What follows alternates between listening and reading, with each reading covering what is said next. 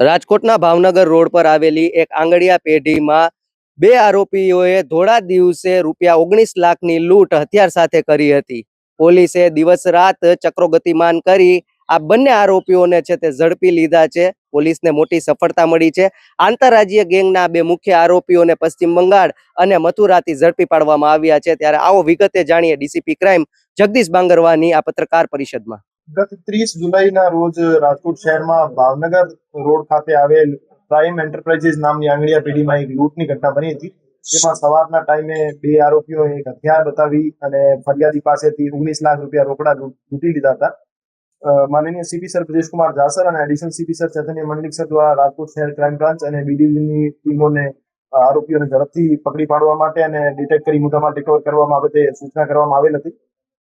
આ કાર્યવાહીના અનુપાલનના ભાગરૂપે એસીપી શ્રી ભરત બસિયા સાહેબના માર્ગદર્શન હેઠળ પીઆઈ શ્રી એસ ચાવડા સાહેબ, પીઆઈ શ્રી મનોજ ડામોર સાહેબ, પીઆઈ શ્રી ચિરાગ જાદવ સાહેબની ટીમો દ્વારા અલગ અલગ રાજ્યોમાં તપાસ હાથ ધરવામાં આવેલ હતી અને બે આરોપીઓને અત્યારે રાજકોટ શહેર ક્રાઇમ બ્રાન્ચ દ્વારા ઝડપી પાડવામાં આવેલ છે, જેમાં એક આરોપી રમઝાન અલી એને વેસ્ટ બેંગોલ ખાતેથી હસ્તગત કરવામાં આવેલ છે અને એક બીજો આરોપી પ્રવીણ સન ઓફ ખજીઓ એને મથુરા ખાતેથી હસ્તગત કરીને રાજકોટ ખાતે લઈ જવામાં આવેલ છે અને જે બે આરોપીઓ છે એની વિગતવારની પૂછપરછ અત્યારે હાથ ધરવામાં આવેલ છે અને જે એક આરોપી રમઝાન અલી છે વેસ્ટ બેંગોલથી જેને લાવવામાં આવેલ હતો, એના 5 દિવસના રિમાન્ડ મેળવવામાં આવેલ છે અને રિમાન્ડ દરમિયાન એની વ્યવસ્થિત પૂછપરછ કરી એમના પાસેથી મુદ્દામાલની રિકવરી કરવામાં એ જે આરોપી જે અત્યારે પોલીસની શકંજામાં છે રમઝાન અલી અને પ્રવીણ, એ બંને આરોપી જે છે એને લૂંટ કરનાર આરોપીઓ આસુ અને ઈલુ એનો બેકઅપ પ્રોવાઈડ કરાવતા હતા અને એમની મદદગારીમાં હતા.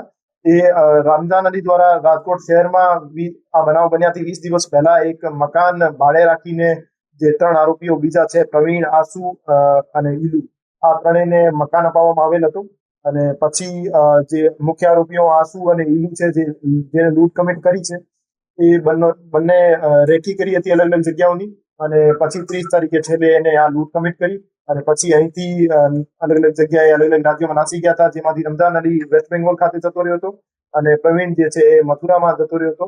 તો અમારી ટીમો રાજસ્થાન, યુપી, એમપી, વેસ્ટ બેંગોલ ઇત્યાદિ રાજ્યોમાં તપાસ કરીને પછી છેલ્લે રમઝાન અલીને વેસ્ટ બેંગોલ ખાતેથી ઝડપી પાડવામાં આવેલ છે અને પ્રવીણને મથુરા ખાતેથી પકડવામાં આવેલ છે. બાકી જે બે આરોપીઓ છે એની અત્યારે શોધખોળ ચાલુ છે. આરોપીઓએ ચોરીની બાઇક અહીંયા રાજકોટ ખાતેથી ચોરીને પછી એનો ઇસ્તેમાલ લૂંટમાં કર્યો હતો, જેની નંબર પ્લેટ પણ ખોટી હતી અને ઘણા બધા જગ્યાએ એમને પોતાની આઈડેન્ટિટી છુપાવવાનો પ્રયાસ કર્યો હતો, પણ રાજકોટ શહેર ક્રાઇમ બ્રાન્ચ દ્વારા એમની વ્યવસ્થિત તપાસ કરી અને એમને આઈડેન્ટિફાઈ કરવામાં આવેલ હતા અને પછી છેલ્લે બેને પકડી પાડ્યા.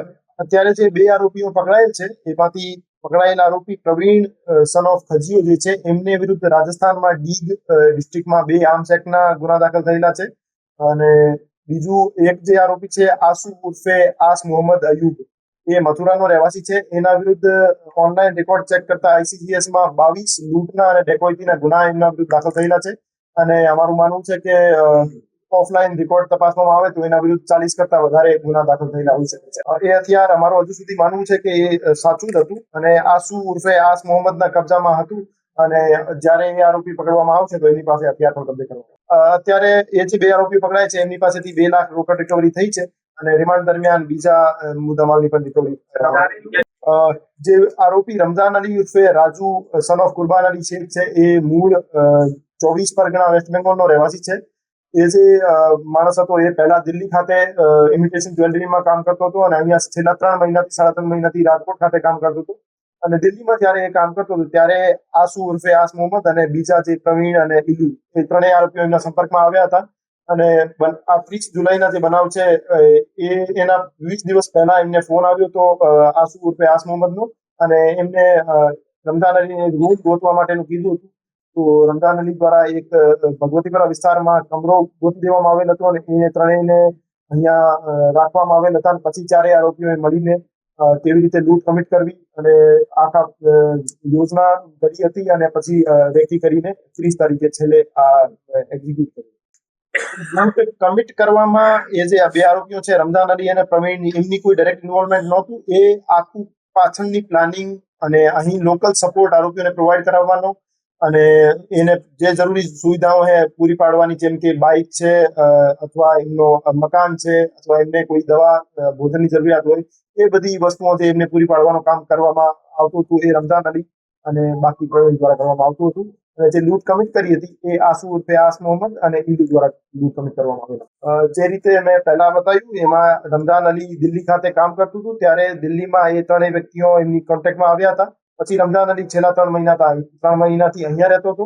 અને પછી અહીંયા રમઝાન અલીને આસુ ઉર્ફે આસ મોહમ્મદનો ફોન આવ્યો હતો અને રાજકોટમાં એમને કામ કરવું છે એવી ઈચ્છા વ્યક્ત કરી હતી. પછી એ અહીંયા આવીને એમને લૂંટની પ્લાનિંગ કરી અને લૂંટને execute કરી. પોલીસે 2 આરોપીઓ પાસેથી રોકડ 2 લાખ રૂપિયા જપ્ત કરી 5 દિવસના રિમાન્ડ મંજૂર કરાવી વધુ પૂછપરછ હાથ ધરી છે. સહયોગી યુવરાજ ચૌહાણ સાથે પ્રતિપાલસિંહ ઝાલા, ફૂલછાપ ડિજિટલ, રાજકોટ.